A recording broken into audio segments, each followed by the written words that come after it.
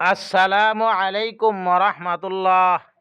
যদি কারো টাকা অর্থ করে নিয়ে কোনো পাওনাদার তালবাহানা করে দিচ্ছি, অথবা আপনি ব্যবসায়ী দোকানদার পাওনাদার থেকে টাকা উসুল করতে পারছেন না অথবা আদায় করতে পারছেন না, সে টাকা দেওয়া নিয়ে ঘুরিমিশি করে অথবা তালবাহানা করে, নিজের কাছে টাকা রেখেও টাকা দেয় না, অথবা সে কোনো অভাবী ব্যক্তি এমনও না, তাহলে আজকের এই ওজিফা আপনার জন্যই।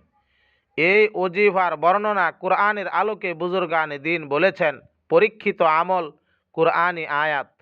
এ আয়াতের বরকতে আপনার টাকা উদ্ধার হয়ে যাবে ইনশাআল্লাহ। ওজিফাটি কিভাবে করবেন? সর্বপ্রথম এশার নামাজ পড়ে নির্জনে বসে 7 বার আস্তাগফার পাঠ করে যে কোনো দুরূদ শরীফ পড়ুন 11 বার। অতঃপর এই আয়াত পড়ুন 101 বার। সূরা আর রহমান আয়াত 26 ও 27। কুল্লু মান আলাইহা ফান ওয়ায়াবকা ওয়াজহু রাব্বিকা যুল জালালি ওয়াল ইকরাম।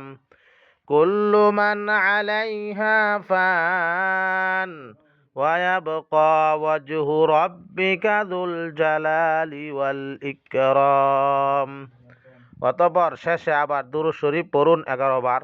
তবে শর্ত হলো 5 ওয়াক্ত নামাজ আদায় করবেন, বৈধভাবে কামাই রোজগার করবেন, অসৎ উপায়ে অর্থাৎ অর্থ করি টাকা পয়সা উপার্জন করবেন না, এবং এ আয়াত পাঠকালে পাওনাদারের চেহারার দিকে খেয়াল করে কোরআনের এই আয়াত পড়ুন 41 দিন। ইনশাআল্লাহ আপনার টাকা দ্রুত পাওনাদার পরিশোধ করে দিবে।